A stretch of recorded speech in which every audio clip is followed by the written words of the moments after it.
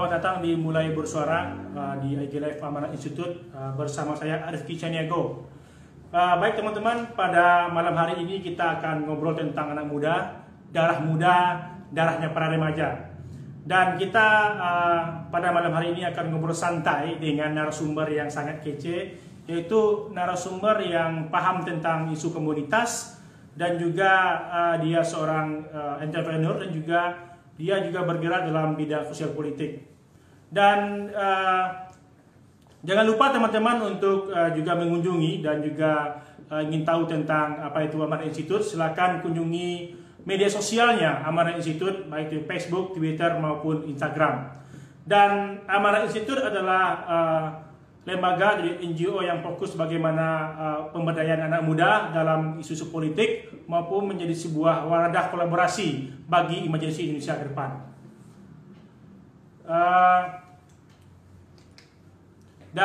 Kita hari ini akan banyak ngobrol. Jadi Bro Wildan ini selain paham soal isu-isu politik dan dia juga akan seorang inisiator Sarung Gue. Kita akan kupas di awal dia Sarung Gue.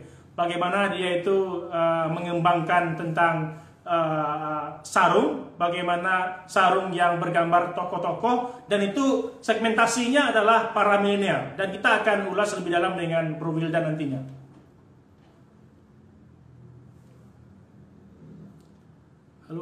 Halo teman-teman, selamat datang di Mulai Bersuara Amanat Institute. Nanti teman-teman akan menyaksikan bagaimana diskusi santai saya dengan Bro Wildan. Silakan teman-teman juga akan memberikan pendapat atau juga ikut bersuara tentang apa yang kita bicarakan nanti.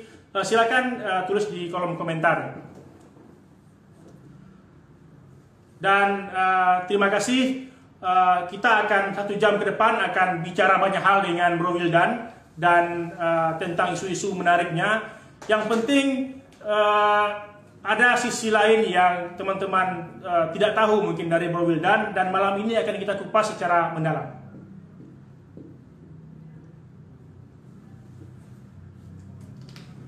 Oke, kali ini Bro Wildan sudah gabung nih, kita sudah kelihatannya Bro Wildan sudah.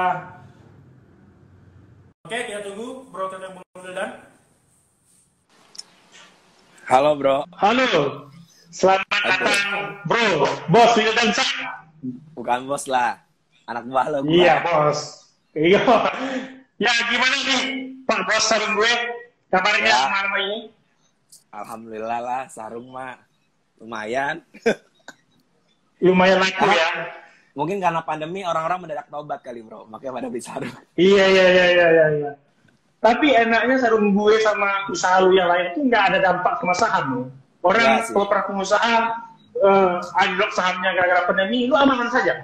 Aman. Jadi cerita sedikit lah tentang pengalaman lu dengan Sarung Gue juga usaha-usaha yang lain. Oh gitu. Jadi sih gue bikin sarung tuh gara-gara pertama sih gue iseng sih. Jadi ada ceritanya sebenarnya basicnya. Jadi waktu itu gue beli ayam geprek sebenarnya. Gue ngeliat ada keluarga kecil gitu. Itu ada ibu sama 2 anaknya. Anaknya tuh sekitar SD gitu. Nah, terus tuh kayak mereka tuh saling bahu-membahu gitu, Bos. Jadi si ibunya goreng, terus anak kecilnya itu motongin sayur, satunya lagi, yang kecilnya lagi, dia bungkusin ayam geprek. Nah, berangkat dari situ, gue cerita sama istri gue gitu kan, kayak, kok gue perhatiin orang-orang yang orang tuanya entrepreneur, entah itu di UMKM dan semacamnya, anaknya cenderung mandiri gitu. Cenderung inisiatif, bantuin orang tua dan semacamnya. Jadi, gue cerita sama istri gue, kan gue kerja konsultan, istri gue juga kebetulan konsultan ya, kita emang ngurusin klien. Jadi kita pikir kenapa kita nggak mulai bisnis sendiri aja daripada ngurusin brand orang mulu, bikin brand sendiri dengan harapan anak gue yang masih kecil ini hidup dalam ekosistem kewirausahaan kayak gitu. Jadi gue harap dengan dia terbiasa buat ngelipet sarung, terus berjualan dan semacamnya, mentalitasnya mereka penting gitu. Karena gue waktu ini gue mikir, kan gue aktivis juga. Jadi fokus dari semangatnya ya. Semangat untuk anak lu juga ya. Iya, untuk anak gue juga. Jadi lebih gue pengen anak gue hidup dalam ekosistem entrepreneur gitu. Karena kalau dunia aktivis kan cuma ngajarin kritis doang. Tapi kalau entrepreneur kan kreatif. Gue pengen anak gue tuh 2 tools kritis dan kreatif tuh dapat.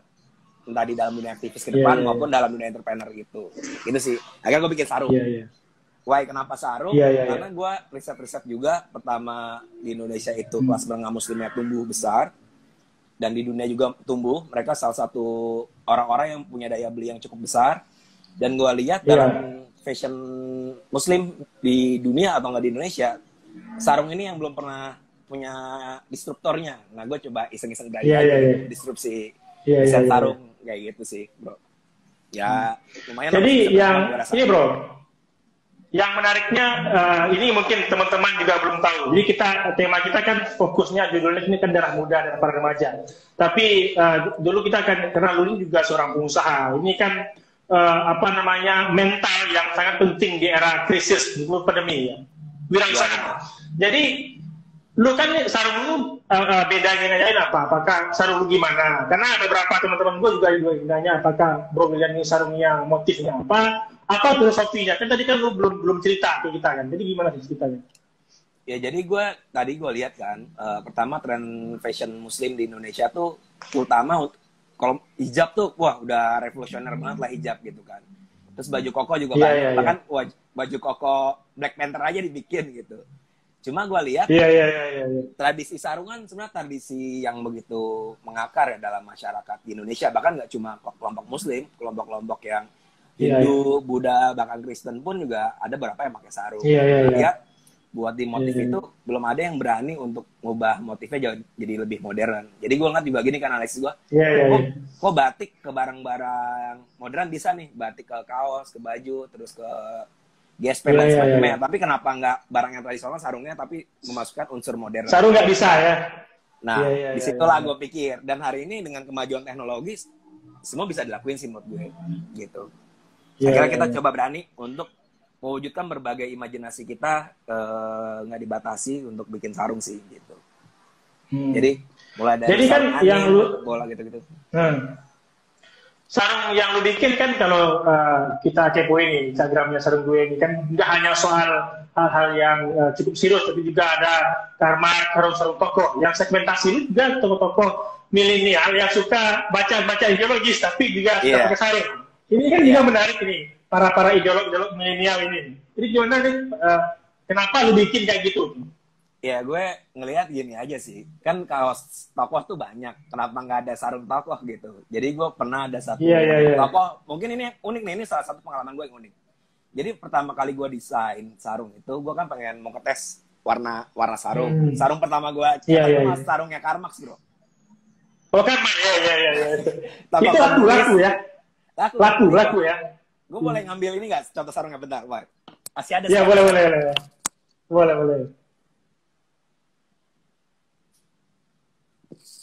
Sorry bro, tinggal bentar nih. Karmax bro. Karmax. Oh iya. Segmentasinya ke pemuda ya? Enggak, jadi gue tuh iseng aja. Karena gue mau ngetes warna, kan ini warna-warni. Gue kira nggak bakal laku sarung kayak gini. Ternyata salah satu bestseller gue malah sarung beginian bro. Oh banyak yang beli itu ya? Padahal secara, Padahal sering orang takut dengan si Karmax, tapi lebih laku itu kan? Iya.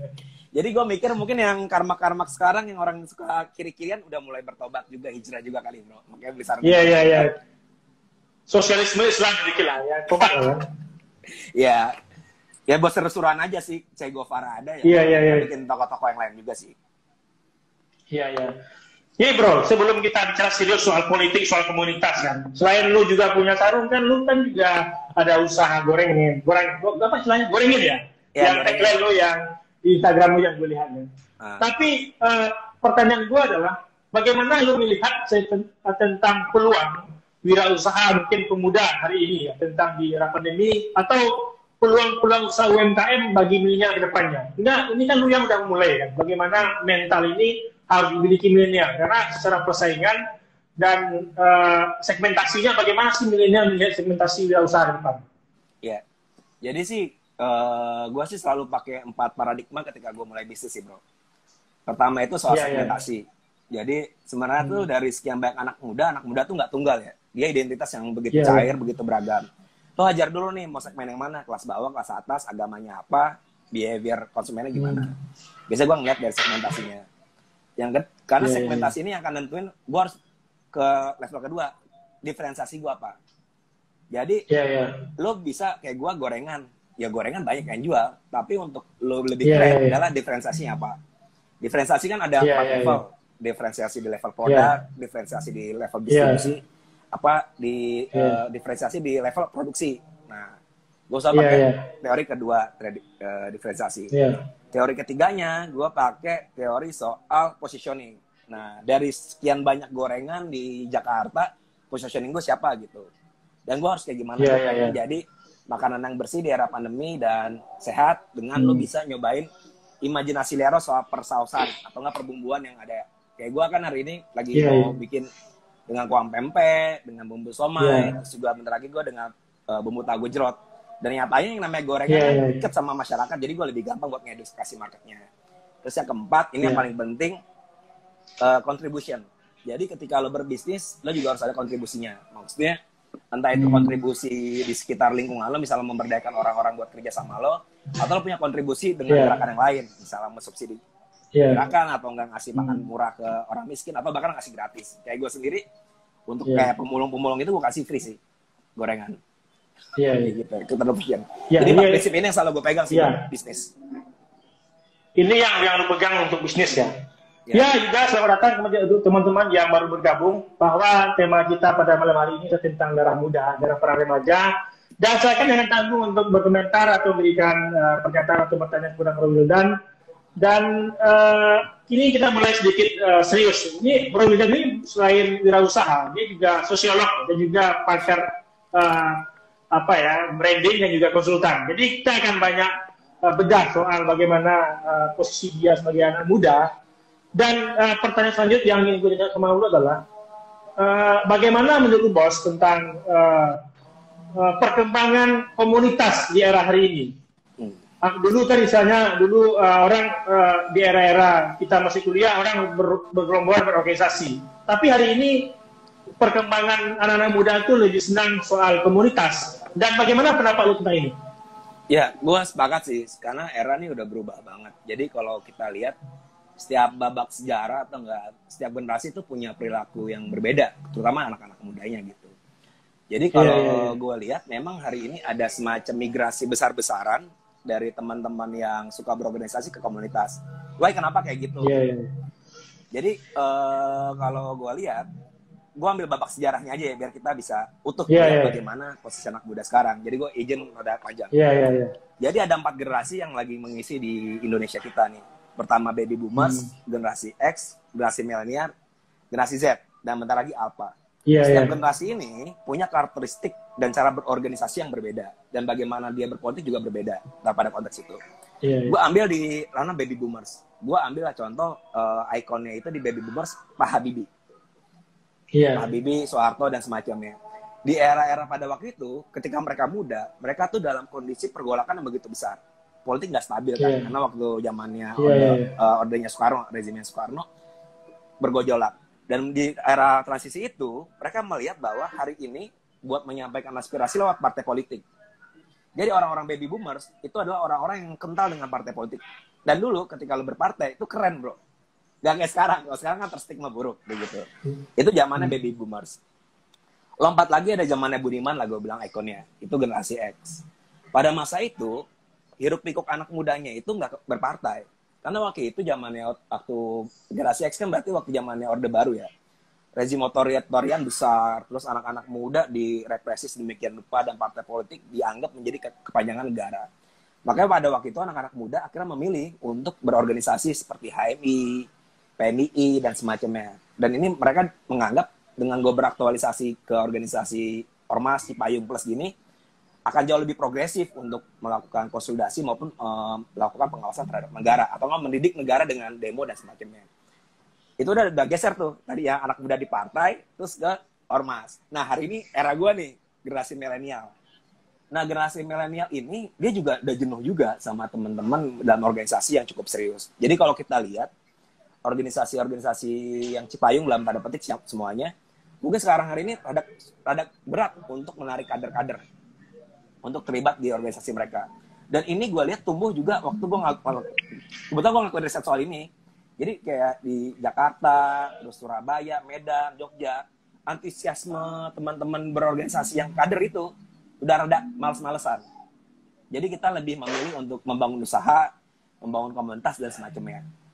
Dan ini maka kita lihat kalau di generasi milenial ini bisa ikonnya gue ambil Fatih ya, Fatih Timur gitu. Jadi daripada gue bergerak yang ideologis besar-besar, yang penting gue konkret aja nih kontribusi ke masyarakat gitu. Maka akhirnya bikin kita bisa, terus gerakan-gerakan komunitas kan lahir di era-eranya Fatih DKK gitu ya, termasuk teman-teman gue juga sekarang. Nah, sekarang tapi baik orang yang salah juga dikira nih anak muda sekarang generasi milenial nih. Padahal yang 24 tahun ke bawah ini dia masuknya generasi Z sebenarnya dengan karakteristik yang benar-benar beda. Kalau dulu itu orang-orang masih suka berkomunitas, sebenarnya generasi Z nggak terlalu suka komunitas juga, bro. Mereka lebih suka ikut konferensi internasional, konferensi nasional yang akhirnya ada ajang di mana mereka membuka networking. Jadi dalam patahan generasi milenial sama generasi Z, gue lihat ada perbedaan paradigma juga, bro. Kalau di milenial ini dia masih punya mentalitas anggota. Gue ikut organisasi, gue berkontribusi, gue ikut rapat, gue mikirin bagaimana masa depan organisasi ini tumbuh gitu. Nah, kalau yang di generasi Z, ini mentalitasnya peserta, bro. Mereka hadir, dilayani, dapat sertifikat, dan gue berkembang. Dan gue nggak akan masuk organisasi kalau organisasi ini nggak ngasih benefit apa-apa sama gue. Beda sama milenial. Kalau milenial masih percaya hidup pikuk kolaborasi. Berkolaborasi demi kebaikan. Tapi kalau generasi Z enggak. Gue mau berkolaborasi, yang pertama, gue harus dapat manfaatnya. Yang kedua, boleh deh bermanfaat sama orang lain. Tapi yang pertama, pentingin diri sendiri, baru orang lain. Itu yang gue lihat di peta di generasi Z. Jadi, memang beda dan bagi pengorganisir anak muda juga harus punya treatment yang beda juga. Karena nggak sama gitu. Dan hari ini masih banyak politisi atau anak muda, bahkan orang yang kajian pemuda masih menganggap anak yang SMP atau nggak SMA sekarang milenial, nggak, padahal mereka udah masuk generasi Z sekarang dengan karakteristik yang benar-benar berbeda gitu, termasuk berpolitiknya kayak gitu, bro. Jadi ini menarik nih, juga perlu dibaca untuk para politisi ya, yang secara mungkin isu-isu untuk 2024 atau yang paling terdekat lah, Bro Wildan, ini pilkada. Jadi isu-isu milenial yang berkembang. Ini kan saya juga berharapnya Bro Wildan maju di Jawa Tengah kan, melawannya Bro Gibran ya. Enggak lah, bro. Jadi Gue nggak sanggup enggak. Ya, tapi yang menurut gue, apakah persepsi kita belum terlalu jauh berpikir 2024 dulu, tapi untuk 2020 ini kan juga banyak loh. Artinya para politisi muda yang maju di pilkada. Apakah ada mungkin contoh menurut program politisi yang sudah cukup memahami segmentasi pemilih ini, atau memang cara pandang milenial atau generasi Z itu masih di pikiran politisi, belum di pikiran masyarakat sendiri? Apakah kondisi ini bagaimana? Atau cenderung klaim itu di politisinya, tapi ternyata masyarakat komunitasnya cukup saja. Ini kan perlu juga dijelaskan Bro Wildan sebagai sosiolog maupun konsultan di bidang komunitas di Indonesia. Siap, keren banget, bro. Nggak gitu sih. Jadi pertama kalau bicara soal segmentasi atau nggak bagaimana orang deketin anak muda, sekarang tuh semua orang berlomba-lomba deketin anak muda.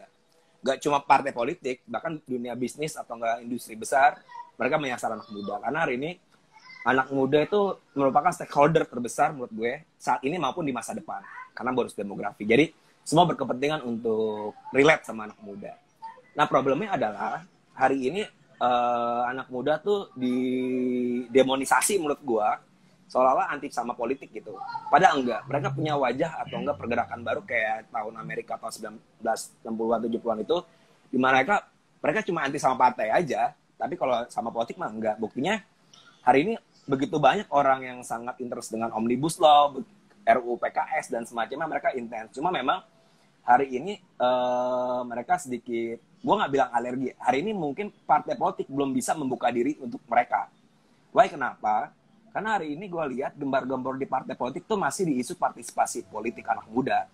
Dan itu menurut gue udah ketinggalan zaman banget. Karena kalau lo ngomong partisipasi, dalam logiknya elit-elit politik itu, mereka hanya memobilisasi bagaimana anak muda ini ke kotak suara gitu. Padahal menurut gue, kalau seandainya memang kita secara konsekuen untuk membuat partai yang friendly atau nggak inklusif terhadap pemuda, yang harus ditekankan adalah representasi pemuda itu dalam struktur partai politik. Bukan melalui kanalisasi anak muda dengan sayap-sayap partai dan semacamnya menurut gue. Jadi, biarkan anak muda ini berkonstelasi secara meritokrasi terhadap senior-senior, karena menurut gue yang perlu dilakukan partai politik adalah memberikan kader-kader mudanya peluang untuk mendisrupsi dan menghajar asumsi-asumsi kemenangan partai-partai lama itu. Karena hari ini dengan sosok saja tidak bisa, apalagi kan secara biologis orang-orang tua ini akan segera paripurna dalam partai politik. Yang kedua adalah anak-anak muda ini tidak begitu mengenal mereka sebenarnya kayak gitu. Mereka lebih kenal ini, makanya jadi logiknya ketokohan atau enggak logiknya mobilisasi akar rumput itu harus benar-benar kita tantang asumsinya, karena gue percaya banget partai politik yang bisa menantang asumsi kemenangan mereka terdahulu, dia akan lebih bisa berhasil di era sekarang. Dan hari ini caranya adalah ya tinggal perkuat aja representasi anak muda dalam proses keputusan yang lebih strategis di partai politik, bukan cuma di pinggir-pinggiran dan nggak cuma jadi perabotan aja sih menurut gue gitu. Oke bro, ini juga ada nih dari komentar dari teman-teman dari si Mas Brengos. Organisasi cukup menarik bagi yang si muda saat ini, tapi kenapa organisasi sehingga kreativitas terhambat, sedangkan komunitas menyajikan organisasi lebih santai. Jadi gimana menurut Gimana sorry bro, bisa diulang? Jadi artinya menurut dia bahwa organisasi itu sangat kaku, tapi sedangkan komunitas memberikan ruang untuk anggotanya untuk beraktivitas. Ya, ini juga menarik sih. Jadi gue kebetulan juga harus melihat soal perilaku organisasi anak muda. Kenapa organisasi yang udah lama ya menurut gue itu cenderung kaku dan komunitas ini cenderung lebih fleksibel. Jadi gue nyampe nih kalau kayak organisasi yang level nasional nih, yang ada di pusat sampai daerah, ini tuh udah kayak kapal tanker, bro. Sedangkan komunitas, yang mungkin cuma ada di daerah, nggak nasional, dia tuh kayak speedboat. Jadi kalau kapal tanker, ketika dia bawa orang, dia tuh harus hati-hati banget, Pak. Karena kalau nggak hati-hati, mereka tenggelam. Mereka rebut-rebutan jadi nakoda. Mereka rebut-rebutan untuk antrian di panggung. Ada persaingan ya. Persaingan begitu kuat gitu. Sedangkan kalau yang daerah, ini kayak komunitas speedboat, Pak. Dia kecil, tapi lincah gitu. Dia tangkas untuk menghadapi perubahan, merespon lingkungan sekitar mereka. Bahkan mereka bisa jadi tokoh semua, karena panggung kamera cuma sedikit orang yang butuh ngantri. Nah, tapi kalau gue lihat, ini nggak bisa kita pukul rata dalam konteks di Indonesia. Jadi kalau yang komunitas ini, seksinya memang di kota-kota besar. Di mana akhirnya dengan komunitas kecil aja dia bisa mengakses elit-elit politik atau enggak para stakeholder yang besar gitu. Tapi bagi anak-anak daerah yang mungkin komunitas nggak tumbuh, kayak misalnya gue ambil kayak di Ambon, Maluku, dan semacamnya itu, mereka masih butuh kapal tanker besar ini. Karena apa? Ini menjadi sarana mereka untuk hijrah ke Jakarta. Mengadu peruntungan dengan stakeholder, ketemu senior, apa, dan semacamnya. Jadi, kedua hal ini penting, tapi bagaimana nih manajerial mereka untuk bisa saling berkolaborasi dan bereksekusi. Dan ini pun juga tumbuhnya juga beda, Pak. Jadi kalau di komunitas, anak-anak muda yang dilahirkan di sini, ini cenderung dikasih paradigma kreatif. Bagaimana mereka bisa merespon realitas cepat, kreatif, dan tidak bertele-tele. Sedangkan kalau teman-teman yang di organisasi besar ini, dikasih paradigma kritis. Jadi belum apa-apa sudah menyalahkan hal-hal yang sifatnya struktural, kebijakan dan semacamnya. Tapi kalau ditanya, mana nih yang paling bagus? Dua-duanya bagus, tinggal hanya ketemu aja sekarang kayak gitu. Dan hari ini gue lihat, gap antara komunitas yang kreatif sama yang aktivis itu, masih ada gap yang mungkin harus kita dekonstruksi bersama-sama atau nggak desakralisasi itu sih menurut gue. Intinya gitu. Oke, Bos. Jadi kita ini pertanyaan gue yang barusan cukup serius ya. Jadi yang lebih santai lah kerjanya. Menurut lu ya prediksi ya, apakah pada 2024 nanti passion dalam dunia politik ini ada nggak? Misalnya ada perubahan. Kalau 2014, 2019 cara berpakaian, ya ini identiknya ini pro milenial itu misalnya, atau 2019 ini kelompok yang mewakili kelas menengah atau milenial. Apakah isu-isu passion dan politik di 2024 ini akan ada atau bagaimana, Bro? Gue yakin akan ada, karena sejarah fashion itu deket sama politik, Bro. Sebenarnya kalau misalnya Bro Rifki baca-baca buku cultural studies, fashion itu salah satu manifesto politik dalam melakukan diferensiasi atau nggak distinction antara yang berkuasa dengan yang tidak berkuasa. Ya makanya kalau kita lihat dulu kan batik nggak boleh semua orang pakai batik, bro. Tapi sekarang karena dekonstruksi batik harus bisa dimiliki sama publik, kepake juga. Begitupun barang-barang yang lain. Nah, momen ini juga dijadikan sarana politisi. Karena lagi-lagi fashion nggak cuma soal baju, tapi itu komunikasi. fashion itu adalah komunikasi gitu, termasuk komunikasi politik. Ya hari ini Jokowi adalah salah satu pengedor utama bagaimana dia pintar memainkan simbol-simbol anak muda, tren-tren anak muda, fashionnya dia untuk dekat sama anak muda, dalam artian itu. Dan semuanya sekarang pengen bikin jaket yang kekinian, seragam kekinian, Instagram, media sosial yang kekinian, dan semacamnya biar kompatibel dengan selera maupun tren anak muda. Jadi kalau ditanya apakah fashion akan berperan besar dalam politik 2024, sangat berperan besar menurut gue. Jadi, dan ini juga menurut gue, partai politik ke depan juga harus benar-benar tepat memilih konsultan pakaiannya, bro. Karena lo kalau pakaiannya kegedean, tak keren, di tengah anak-anak muda hari ini sangat melek literasi fashion, bahkan mereka tahu brandnya apa, pakai kaos apa semacamnya. Terus orang politik akan harus lebih was-was soal pakai itu gitu. Dan mungkin besok karena gue lihat juga nih kebangkitannya kan sekarang lagi era kebangkitan brand-brand lokal gitu ya. Produk-produk lokal pride dan semacamnya. Mungkin ke depan banyak politisi-politisi kita yang mungkin hari ini masih kerajinan pakai Nike, terus Dior, Louis Vuitton, mungkin hari ini laku. Tapi gue curiganya besok ke depan ketika Sandiaga Uno contoh ya, ini gue ngomong-ngomong ngaco dulu nih. Sandiaga Uno ini salah satu politisi yang menurut gue rada konsisten pakai produk lokal. Dan mungkin ke depan dia akan campaign, ya ketika lo mau bangun ekonomi, lo harus pakai produk lokal Indonesia. Dan mungkin besok politisi-politisi yang pakai produk lokal, disikatin gitu kan. Gila lo, gimana mau bangun di Indonesia, lo nggak beri produk lokal dan semacamnya. Jadi, gue nggak akan ada peluang besar bagi brand lokal untuk hadir. Termasuk sarung gue. Jadi ini menarik. Sorry ya gue. Jadi kalau istilahnya, iya ini santai aja. Karena kan produk lu kan brand lokal, jadi perlu juga diapresiasi. Jadi ini bukan soal persaingan ekonomi. Gue melihat bahwa persaingan misalnya kayak KFC dikalahkan, yang mulai disaingi yang geprek, kayak kopi-kopi Starbucks diserang janji jiwa sama kopi kenangan.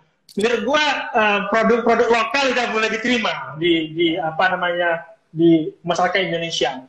Dan menurut lu apakah soal perkembangan produk-produk lokal di Indonesia ini disebabkan apakah karena media sosial atau memang perubahan itu ada perubahan rasa atau perubahan paradigma di kalangan para konsumen ini, menurut lo? Kalau gue sih gini, jadi gue untuk soal ini gue sepakat sama tesnya Antonio Giddens, bro. Jadi karena globalisasi ini, nggak apa-apa kan pakai teori-teori gitu ya. Udah lanjut aja. Iya. Jadi slow aja. Jadi ya slow aja. Karena itu sosiolog kan wajar. Kayak kultur itu pertama dia menaikkan ke atas, bro. Jadi ada anak-anak muda di Indonesia dia naik ke atas. Dia mengkonsumsi produk-produk global. Jadi dia baca baju Korea, makanan Korea dan semacamnya gitu hari ini ya. Tapi ada juga yang didorong kutubnya ke bawah. Dia mulai mencari harta karun yang ada di lingkungannya dia. Entah itu budayanya, kultur, bahasa dan semacamnya. Jadi kalau ditanya apakah hilang? Enggak. Dua kutub ini tetap tumbuh gitu. Nah tapi menariknya di luar gua melompat dari tesisnya si Antonio Giddens itu, hari ini juga nggak gitu juga, nggak terkutuk itu. Tapi mereka saling koneksi, Pak. Mereka tuh saling menyilang. Mereka tuh mencari titik temu hal-hal baru yang membuat mereka tumbuh gitu kan.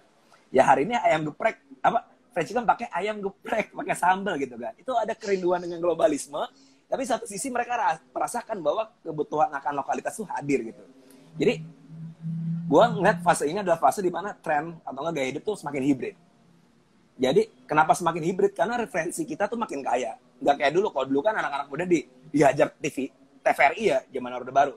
Hari ini sosial media, lu bisa belajar budaya India nggak tanpa harus menjadi India. Lu harus bisa belajar Korea tanpa lu harus ke Korea. Lu bisa belajar soal bagaimana menjadi pemain jazz kayak orang-orang di Amerika tapi nggak harus ke Amerika. Dan hari ini anak-anak muda tuh selalu mencari satu hal, identitas dan diferensiasi. Nah, cara mencari diferensiasi adalah apa? Cara paling gampangnya adalah menggabung-gabungkan semua. Dan hari ini juga kita lihat kan, komunitas muslim hari ini nggak seutuhnya jadi muslim, tapi dia mengadopsi budaya Korea, dia memakan makanan Itali, dan dia mungkin sedikit mau coba-coba makanan India. Jadi kalau gue lihat, ke depan lokal dan globalisasi akan berkelindahan langsung, dan itu adalah potensi bisnis. Dan potensi kita benar-benar bisa memobilisasi apapun. Jadi, ya semua akan bercampur pada nantinya, dan identitas juga akan menguat, tapi akan jauh lebih terfragmentasi daripada dulu sih kalau gue lihat. Dan fashion juga akan kayak gitu. Gitu, bro. Ya, jadi yang soal ini tadi kan kita bahas soal ekonomi ya. Ini juga soal media sosial dan juga di pilkada kali ini. Apakah pergerakan mungkin literasi ekonomi, literasi politik memberikan ruang, misalnya apakah media sosial ini salah satu ruang yang menyebabkan ekspresi individu milenial ini bisa tersalurkan, atau isu-isu yang berkembang, atau ada saluran lain yang memang nggak pernah dibaca oleh orang lain? Kalau media sosial kan udah sering diungkapkan, atau ada nggak faktor lain yang belum diungkap? Gue sih ngelihat kekuatan sosial media ini masih sangat bagus ya, terutama dia mampu melakukan desakralisasi kekuasaan. Dalam artian kekuasaan ini nggak sakral lagi, nggak kayak dulu. Kayak dulu tuh lo kalau mendidik kekuasaan ya lo harus demo, tapi sekarang lo tinggal bikin petisi, tweet, atau nggak mention ngomong ngaco gitu kan, ngomong pemerintah anjay, ketangkep gak nih? Enggak lah. Ya, intinya suasana ada desakralisasi kekuasaan yang menurut gue secara natural dan secara organik terjadi, dan itu pendidikan yang luar biasa tanpa harus melakukan pendidikan rakyat secara langsung gitu kan. Walaupun hari ini media sosial juga bisa jadi pisau bermata dua juga ya, entah itu dalam artian memang ada proses demokratisasi, atau mungkin ada semacam orkestrasi dari kekuatan-kekuatan tertentu untuk membangun mainstream berpikir masyarakat terhadap isu tertentu. Dan gue lihat media sosial ini masih akan bisa tumbuh ke depan. Bagaimana juga diiringi juga untuk masalah civic education juga menurut gue penting. Karena hari ini masyarakat dalam politik, mereka terlibat dalam politik, tapi politik yang sifatnya sensasional, bukan hal yang substansial. Ini yang perlu kita didik. Jadi partisipasi udah ada dari masyarakat, anak muda, tapi yang sensasional. Kayak misalnya, gue bilang pernah gini, politisi kita tuh lebih takut sama infotainment ketimbang sama TV One. Why? Kenapa? Masyarakat kita suka ngomong hal sensasional. Tapi kalau masalah korupsi atau nggak isu-isu kayak Omnibus Law, walaupun ada partisipasi, tapi masyarakat tetap diem. Karena civic education kita belum nyampe bagaimana mereka melakukan kritisan ke hal yang lebih substansial. Jadi, sosial media masih menjadi platform yang cukup egaliter dalam proses komunikasi politik, walaupun nggak ideal juga. Tapi di satu sisi lain, kita juga harus memperkuat civic education, terutama ke anak-anak muda, untuk mulai berani bicara ke isu-isu yang strategis. Kalau seandainya nggak isu strategis, minimal isu-isu yang berkaitan dengan hajat hidup mereka di hari ini maupun sekarang maupun masa depan sih gue gitu. Civic education penting. Dan itu tugas partai politik buat gue. Itu yang paling penting ya. Ya teman-teman, ini santai, silakan teman-teman yang ingin bertanya pada Bro Wildan, silakan di kolom chat, silakan sampaikan kepada Bro Wildan. Ini Bro Wildan yang perlu juga kita bahas pada malam hari ini. Soal tetap komunitas. Menurut Bro Wildan, soal komunitas ini ke depan, apakah secara kedekatannya dengan partai politik apakah terikat, atau memang sama dengan pola-pola relawan 2014-2019? Artinya dia nggak mau menjadi bagian partai politik, lalu pergi. Artinya ada fenomena lain nggak di dalam fenomena kelas menengah dalam komunitas ke depan di Indonesia? Kira-kira? Ya. Jadi, ini menarik juga sih ya. Jadi kalau misalnya lo tanya ke anak muda nih ya, seandainya nih, tes. Gue sih nanya ke beberapa orang, gue tanya, lo mau masuk partai politik gak? Enggak. Dan bahkan ada orang yang partai politik, kalau ngaku partai juga malu gitu. Yang anak-anak mudanya ya, kadang sosok sembunyi-sembunyi, takut dibully, apa semacamnya. Iya. Nggak berani ya? Nggak berani. Terus yang ketiga, kalau yang selanjutnya kalau lo tanya ke anak muda, lo mau kerja, lo gue bayar nih buat bantuin gue jadi tim relawan, mereka mau apa? Jadi buat partai politik selama dia begini, gue mau di partai politik selama gue dibayar profesional. Entah itu jadi tim media sosialnya, tim kreatifnya, apa dan semacamnya. Bahkan kalau lo lihat ditanya-tanya orang tim kreatif di partai, belum tentu dia juga dukung partainya juga kan. Jadi partisipasi ini emang rada rancunya itu sedikit transaksional juga bagi orang-orang itu. Tapi gue yakin masih ada anak-anak muda yang tumbuh dengan idealisme untuk memang membangun partai politik. Nah, cuma stigma ini ternyata gue lihat juga bukan masalah di anak mudanya yang malu mengaku partai.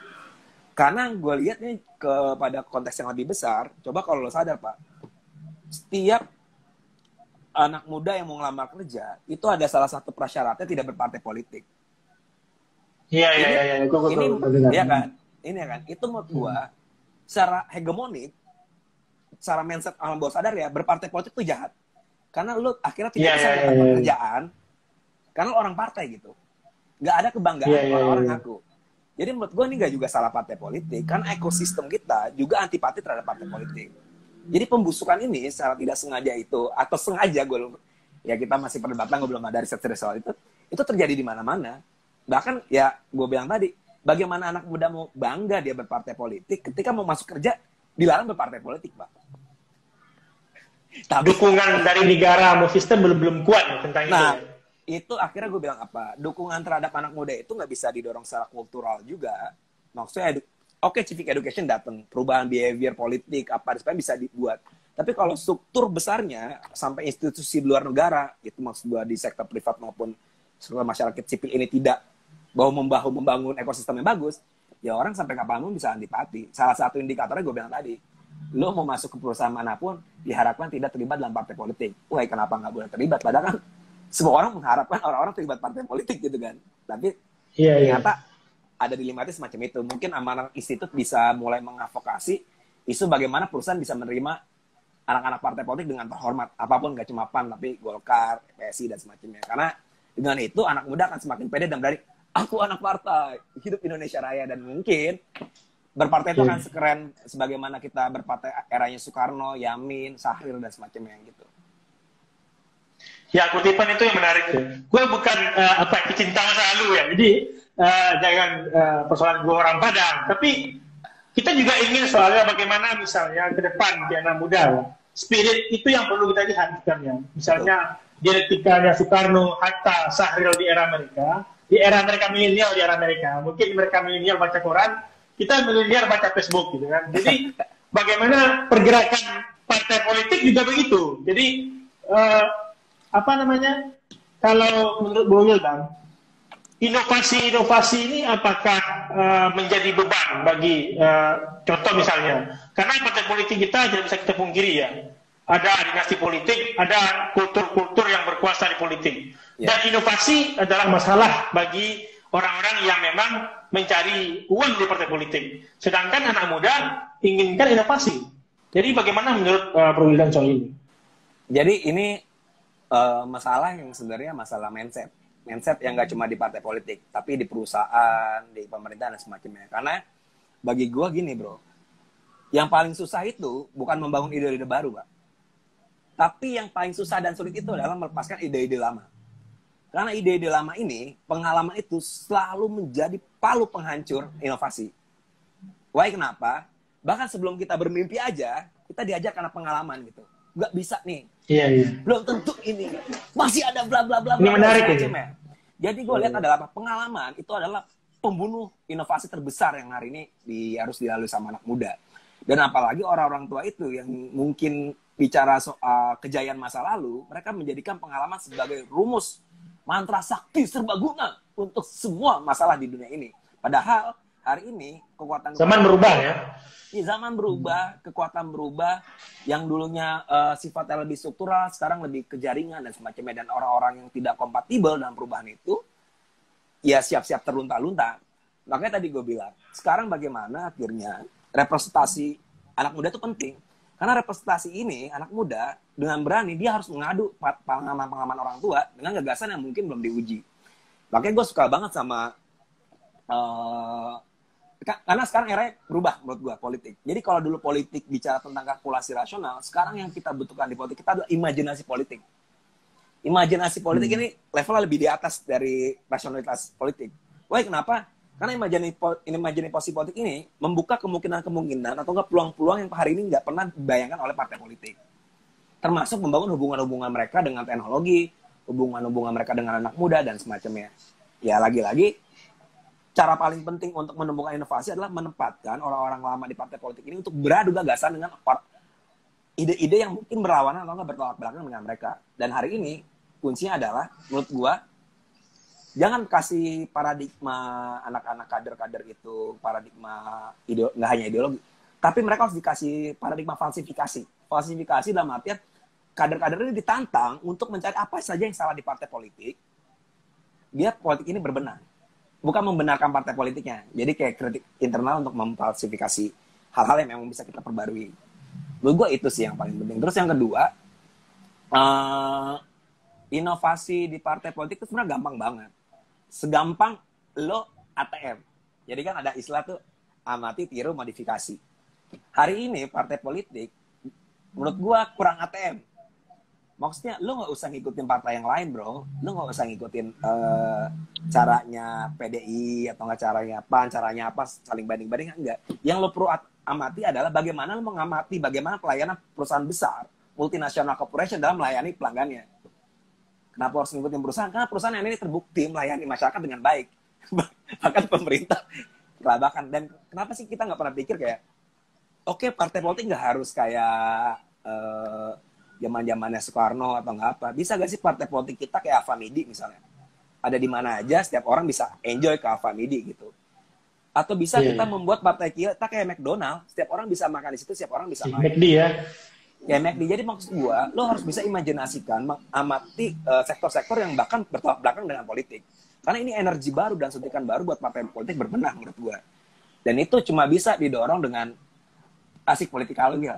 Ya political will lah istilahnya. Political will dari elit-elit politik. Itu selanjutnya. Terus yang selanjutnya yang jadi masalahnya, kok tapi bisa nggak anak muda dapat peran besar? Masalahnya di Indonesia itu, anak muda yang bisa dalam artian engage langsung ke program strategis partai itu anak-anak yang punya privilege. Bukan anak-anak yang dari bawah, anak muda yang dia berjuang buat partainya terus tiba-tiba naik dan dia bikin kebijakan. Ada anak-anak muda privilege, nah mungkin bapaknya di partai atau nggak tiba dia terkenal dan semacamnya. Itu yang lebih baik didengarkan. Makanya menurut gue juga di partai, bahkan di pemerintahan, seringkali kebijakan kepemudaan atau nggak program kepemudaan atau sistem kaderisasi kepemudaan itu bias elit, anak-anak muda elit itu. Cuma itu mungkin di segmen lain gue cerita. Dan itu juga jadi isu internasional, Pak. Bias, elit bias di. Jadi ini menarik yang tadi bos bicarakan soal idola politik. Ini kan fenomena di media sosial hari ini. Mungkin yang bertarung di pilkada maupun 2024 nanti. Artinya secara bro yang sosiolog atau memang yang punya aktif di berbagai komunitas, bagaimana cara mengukur para idola politik ini punya mas-masan? Kalau misalnya dulu ketika misalnya ini saya ukurannya ilmu politik ya. Dulu ketika kita mengukur orang berorganisasi, dia aktif di sini, punya mas-masan ini. Tapi ketika idola politik ini ke depan bagaimana mengukurnya dalam pertarungan politik? Ini dia punya masa. Nah, gitu. Jadi bagaimana pendapat Bro tentang ini? Ini menarik sih ya. Jadi kemarin kebetulan gue diskusi sama Bang Budiman sama Fajrul Rahman ya. Bicara soal influencer, memaknai influencer di era digital gitu. Jadi emang ada dua hal yang menurut gue jadi penting ya. Pertama memang arena panggung politik ini berubah. Dia nggak hadir di diseminasi seminar-seminar jurnal. Dia tidak hadir di kajian-kajian ilmiah. Dia hadir di mana ketika sosial media ini bisa mengerangkai kata-kata dan menarik perhatian. Jadi yang dulu sifatnya idola aktivis itu adalah yang bisa menjelaskan secara rasional. Tapi yang sekarang idola politik bagaimana bisa meng-engage dengan sifatnya emosional. Dan yang works mana? Yang emosional. Karena memang secara marketing orang lebih tersentuh dan membeli sesuatu dengan emosi ketimbang rasionalitasnya dia. Nah, untuk masalah basis massa, gue nggak bisa bilang gue bisa tahu atau nggak, karena gue belum ada riset serius. Karena gue lihat juga untuk muncul di sosial media itu juga bisa sangat artifisial gitu. Lo bisa beli follower, konsisten beli like dan semacamnya, lo bikin konten bla bla bla bla, dan supaya tiba-tiba lo ada masa aja. Dan masa itu pun bisa di drive, mungkin juga nggak real banget gitu. Jadi kalau ditanya bahwa apakah follower bisa dikuantifikasi sebagai kekuatan politik, menurut gue juga enggak. Karena belum tentu follower itu mendukung sepenuhnya idola. Karena beda bro, zaman dulu itu kalau Soekarno ngomong mungkin pada nurut, kalau sekarang enggak. Mereka punya rasionalitasnya sendiri. Iya. Bro, kayak misalnya Raffi Ahmad gue contoh. Oke lah, baik yang suka tiba-tiba dia dukung, pasti lu juga belum tentu ikut. Karena enggak, ikatan mereka cuma ikatan bukan ikatan solidaritas politik, tapi lebih kepada kerumunan massa yang bisa buyar kapan aja. Nah, tapi kalau teman-teman yang memang udah biasa di basis, ya sedikit mungkin mereka nggak punya, secara kuantitas nggak bisa 1.000 apa 10.000 orang. Tapi yang di basis itu gue yakin 50-100 orang dia bisa megang. Jadi kalau gue lihat, lo dalam percaratan politik, lo yang mana dulu nih yang lo mau mainkan? Kalau influencer buat pilkada, gue nggak bakal pakai, Pak. Nggak berguna. Gue lebih suka aktor organik atau nggak aktor penopang yang di akar rumput. Itu jauh lebih worth it buat gue. Kalau lebih real ya? Lebih real. Kalau buat aktor nasional ya udah gue pilih lah yang terkenal aja gitu. Dan gue nggak bilang sampai tataran dia akan mempengaruhi massa. Minimal meningkatkan inilah popularitas, nggak usah elektabilitas lah. Paling poin itu. Jadi menurut gue entah itu idola yang di sosial media ataupun aktor-aktor penopang yang terbukti ini dua kekuatan yang menurut gue harus dimobilisasi dan diorkestrasi oleh partai politik maupun orang-orang yang mau pilkada. Nah, untuk bagaimana bisa mengorkestrasi dan memobilisasi itulah pentingnya antropolog, sosiolog, dan lembaga riset. Iya. Oke, karena lu tadi bilang soal influencer. Jadi ini influencer kan soal goreng-goreng nih. Karena lu juga tukang goreng, itu goreng pisang ya, bukan goreng isu.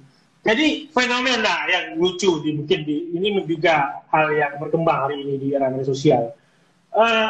Lu sendiri pengennya jadi buzzer atau influencer? Atau ini pertanyaan yang kedua.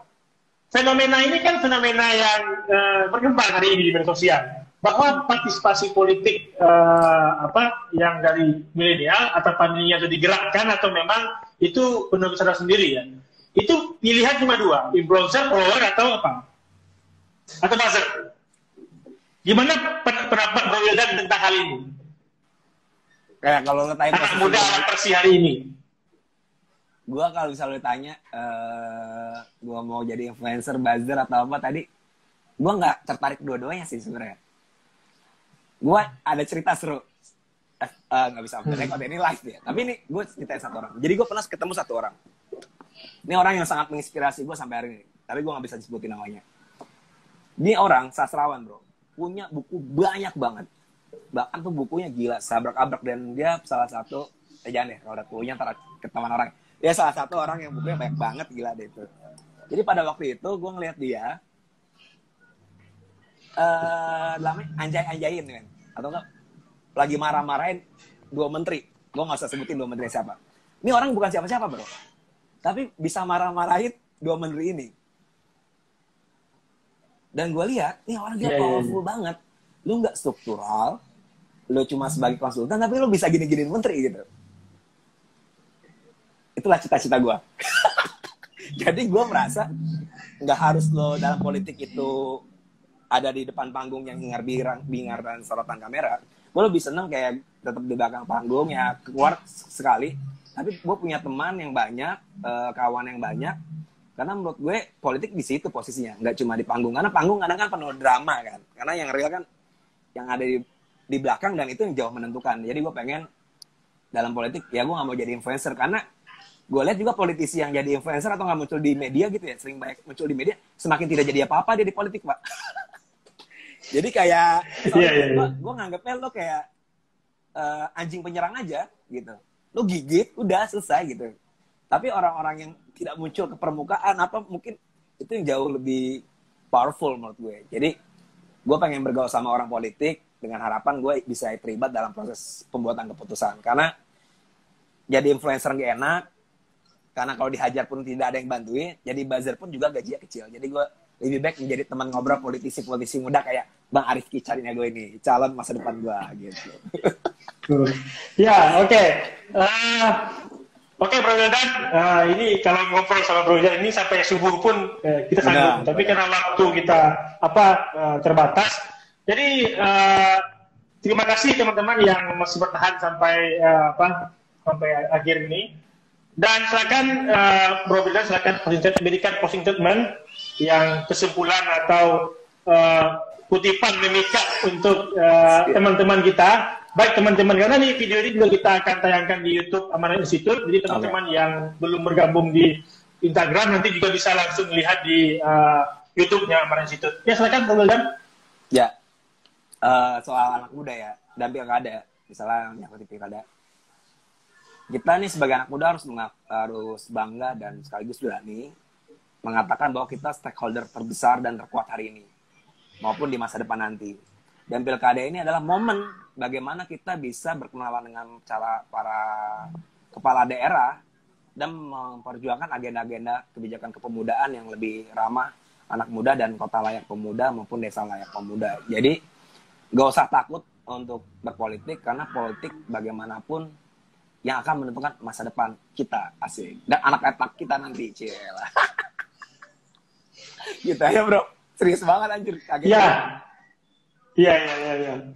Ya, terima kasih Bro Wildan yang sudah mau berbagi ya di Instagramnya Mulai Bersuaranya Amanah Institute.